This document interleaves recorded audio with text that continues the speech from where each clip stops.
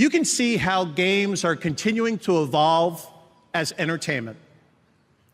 I think this is the most important award of the night because I believe indie developers are the most important creators in this industry. Because every nominee this year and every year at one time was an indie developer.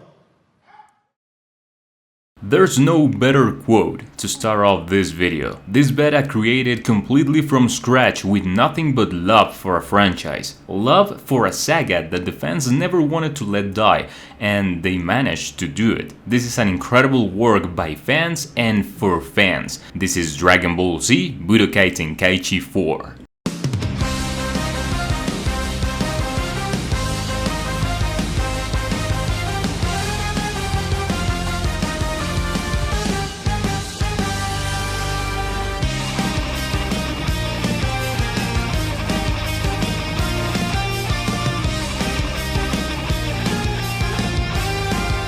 It's possible that many of you thought that this day would never come, but here we are, the day when we will talk about the beta called Budokai Tenkaichi 4. Can we reach 70 likes on this special occasion? We'll see. Without more to say, let's go with the analysis of this work with so much heart.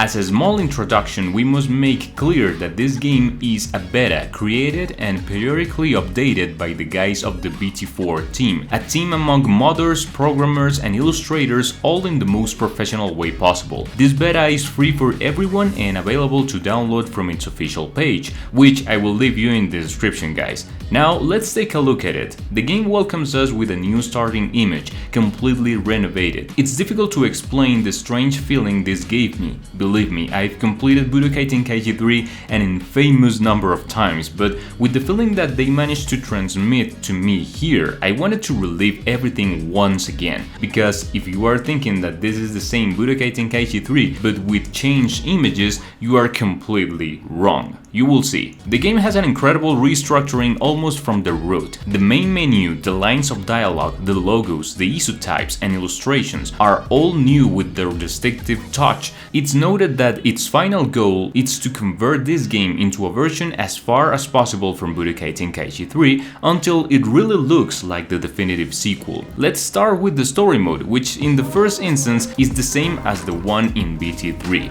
and although the changes are many, sometimes they can be difficultly perceived. But these are things that sincerely made me fall in love about the work team. I mean, removing the censorship from Tien's harm in the fight against Nappa is a tremendous detail. Making Grade A Vegeta have a special move where he crushed his rival to better represent the brutal beating he gave to Goku at the end of the Saiyan saga, or also the change in Goku's moveset to have his rush attack from Budokai Tenkaichi 2, so that his fight with the Ginyu forces were more faithful. The attention to detail is incredible, and how a game that is made by fans who at some point played the original game just like you and me can represent so well the ideas that someone had at the time, like, oh, it would be great if the game showed this, or this was not like this, it was this way. These kind of things are worthy to admire. The structure of the story mode works in an identical way, and the most notable changes are in the character models and even their scenarios. To make you feel more in tune with the beta, a new hot change was implemented to distinguish the new version, a silver style, as wanting to show a modernization of the game. A subtle change but works efficiently. As if that was not enough, the game is full of the original soundtrack from the series and the movies. The sound environment is much more in accordance when the dialogue is combined with this music. It's a very pleasant sensation.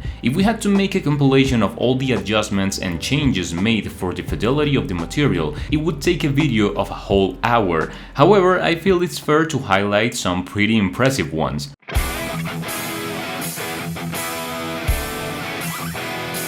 The energy attack that Goku sends Frieza to finish him is yellow in the original material, but here they made it as his definitive attack, a one-handed Kamehameha, which in BT3 was blue, but here it was corrected and also leaving it as his ultimate, an attack that looks a little thinner but with an aura that surrounds the character in a very faithful way. Vegeta's speed attack that was cut from Budokai Tenkaichi 2, where he fall on top of the opponent and then launch him, creating another attack attack possibility was included again. No wonder they could add skills from previous games that the community would miss. The immense majority of characters received modifications in their design or in their moveset in general, from small details like a recolor in their techniques to special movements completely made from scratch. Take as an example the rush attack of Super Saiyan 2 Goku, where they used Goku Super Saiyan's level 3 in Dragon Ball FighterZ as inspiration, and it looks great. It's incredible to think that this was done by people who are not part of the official Spike team. It blows my mind. You can also see recolors in these characters. For example, in Super Saiyan 4 Goku, his colors are much clearer and defined. He looks thick and his hair is a little longer, making his presence more imposing. I have already seen this type of things with another game which I am familiar with, and it's the Storm 4. The mods that the community creates in many occasions are versions with the colors of the suits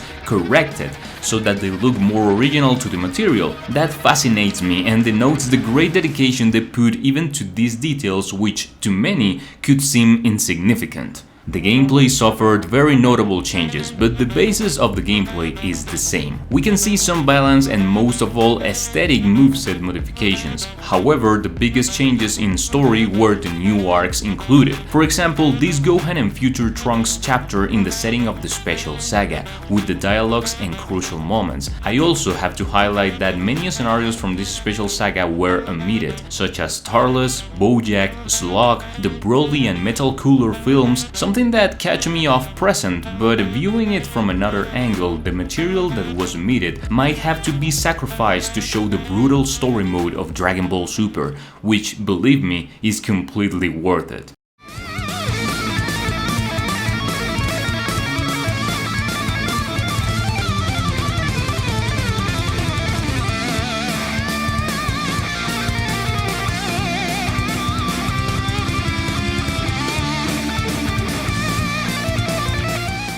With a rhythm in the missions that was equipped to the original work done by Spike, including original elements from the manga and music that accompanies the combats excellently, the moveset of the characters represent the most important moments of the fights very well, so much that they got me excited more than once. It's not a fun game made to get out of the way. This beta is a spectacular work. It's as if Dragon Ball Super had already existed in 2008 and this game had came out in those years to make the continuation. The Battle of Gods, Resurrection F, the Tournament of the Universe 6 and 7, Goku Black's Dark Future, the Tournament of Power and the Super Broly movie. Everything is done brutally within the technical capabilities of the work team. His faithfulness is to admire. On the journey you may be able to perceive some problems such as the hitbox of Toppo's giant hands, others such as the reaction speed of certain special attacks, but in general it's a very well made product. In Budokai Tenkaichi 4, there's a game mode called Time Nest that was added where they were inspired by many of the sections of Dragon Ball Xenoverse, in addition to including dozens of challenges as secondary missions as with the original Xenoverse. It's an idea that I didn't expect. If they were going to include sections of different games, a linear open world like Infinite World or even some minigames may have been the optimal choice,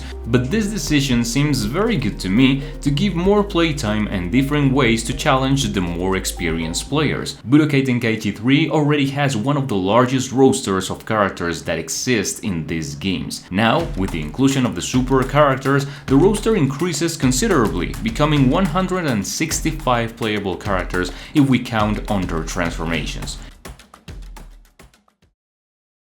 To say it simply, I think it's incredible how a game with technical capabilities from 2007 was able to support this amount of material, because let's remember that Budokai Tenkaichi 4 team is working on the base game Budokai Tenkaichi 3, so if we step aside from the great capabilities we have for gaming now in 2024 and the additional downloadable content along with expansions and season passes, what Budokai Tenkaichi did was spectacular in terms of connecting with the players. It may be that if the game had come out at this time, they would be charging us for each new character. It's pretty probable. Still, I feel grateful that we had the opportunity to enjoy it in the 6th generation of consoles. It gave us excitement, healthy and fun competition, and a legacy that I will never forget, becoming one of the symbols of my channel. I owe it a lot, and I will not get tired of remembering it as it deserves, just as I know that the guys of the team Budokai Tenkaichi 4 will not stop doing it. I hope they continue to delight us in the future with their work and that this won't be the last time we hear from them. There's just one thing left to say. Thank you. Guys, thank you for watching this video until the end. It really means a lot to us. If you had the opportunity to try this beta, let me know in the comments what you think. We will continue to bring more content of the games we like so much, so stay tuned with the channel. That was all for today, and I'll be watching you in the next video. Take care and see ya.